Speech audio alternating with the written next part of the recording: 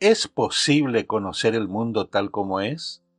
¿Podemos ser libres si estamos sujetos a leyes morales?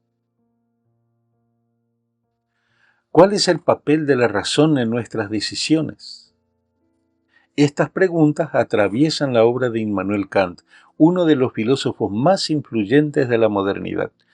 Nació en el año 1724 en Königsberg, Prusia, hoy Kaliningrado, Rusia. Kant vivió durante la Ilustración, una época de fe en la razón, en la ciencia y en el progreso. Fue profesor universitario toda su vida, y aunque nunca salió de su ciudad natal, su pensamiento transformó el mapa de la filosofía para siempre. Kant no solo propuso una nueva forma de entender el conocimiento, sino también una ética radicalmente distinta y una visión crítica del uso de la razón. Su obra central, Crítica de la razón pura, cambió las reglas del juego filosófico. En su obra, Crítica de la razón práctica, Kant plantea que la ética no puede basarse en la utilidad ni en los sentimientos. Lo bueno no depende de las consecuencias, sino de la intención. Actuar moralmente es actuar por deber, no por interés. Aquí introduce su famoso principio, el imperativo categórico. ¿Qué significa esto? Significa que debemos obrar solo según aquellas máximas que pueden convertir en ley universal. Es decir, antes de actuar, preguntémonos, ¿y si todos actuaran así? ¿Sería deseable? ¿Sería justo? Este principio respeta la dignidad de todas las personas. Nunca debemos usar a otros como medios, sino siempre tratarlos como fines. Kant nos propone una ética de la autonomía racional, sin depender de mandatos externos ni de consecuencias cambiantes. Pero, ¿qué es la libertad para Kant? No es hacer lo que quiero, ni seguir mis impulsos o deseos. Eso sería actuar por inclinación. La verdadera libertad es autonomía, darse a uno mismo la ley moral. Solo somos libres cuando actuamos por deber, por respeto a la ley que la razón reconoce como válida para todos. Esta visión contrasta con el libertinaje o el relativismo. La moral kantiana exige responsabilidad y coherencia. En este sentido, la libertad es inseparable de la razón. No hay libertad sin norma, y no hay norma sin racionalidad. Para Kant, ser humano es ser capaz de elevarse por encima de los impulsos y elegir el bien por respeto a la ley. En la Crítica de la razón pura, Kant aborda el problema del conocimiento. ¿Cómo conocemos? ¿Qué conocemos? Su propuesta fue una auténtica revolución.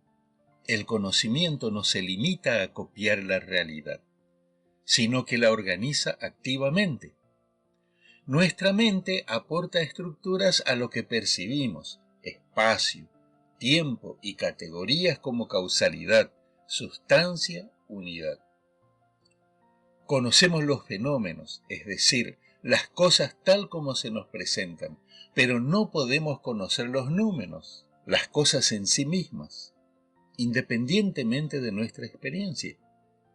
Así Kant superó todo el dogmatismo racionalista como el escepticismo empirista.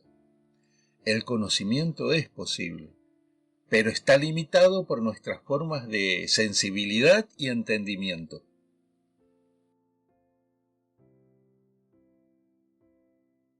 Kant dialoga críticamente con los grandes sistemas filosóficos anteriores. Con Descartes comparte la confianza en la razón, pero rechaza su idea de verdades absolutas. Del empirismo inglés, Locke, Hume, retoma la importancia de la experiencia, pero va más allá, al afirmar que también interviene el sujeto. En ética se distancia de los utilitaristas como Bentham. para quienes lo bueno depende de los resultados.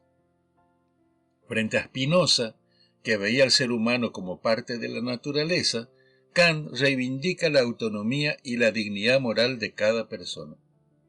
Su posición crítica marca una frontera. Antes de Kant, la filosofía era dogmática.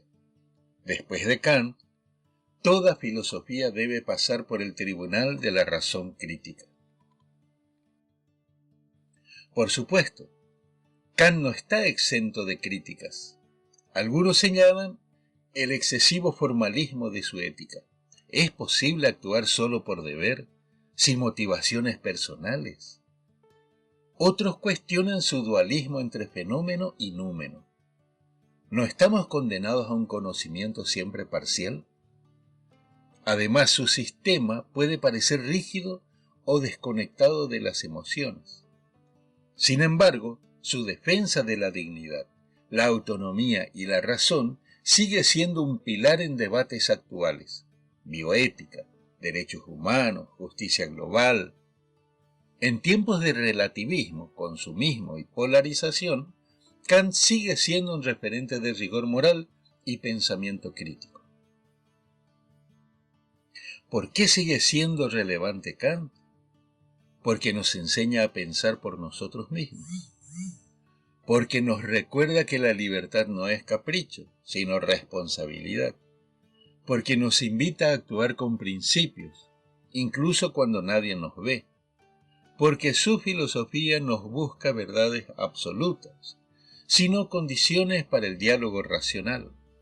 Y porque en un mundo donde todo parece efímero y superficial, Kant nos devuelve la confianza en la razón y en la dignidad del ser humano. En definitiva, Kant sigue siendo actual porque apela a lo mejor de nosotros, nuestra capacidad de pensar, de elegir y de actuar con sentido. Si te resultó valioso este contenido, no olvides suscribirte.